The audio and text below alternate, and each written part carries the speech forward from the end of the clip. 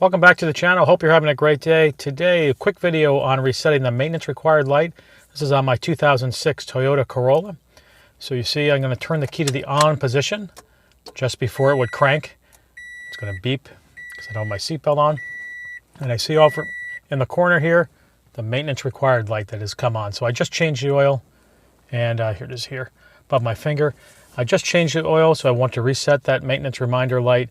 And the first thing I need to do is cycle through back to the odometer. So I push the button here, right next to the LCD screen. Cycles through trip A, trip B on odometer, ODO 196 941. Now the key I said is in the, like I said, is in the on position.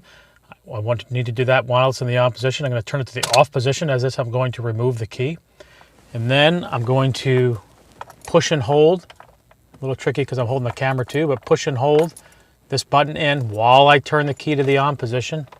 You'll see what happens here. It's in the on position just before start. See those dashes?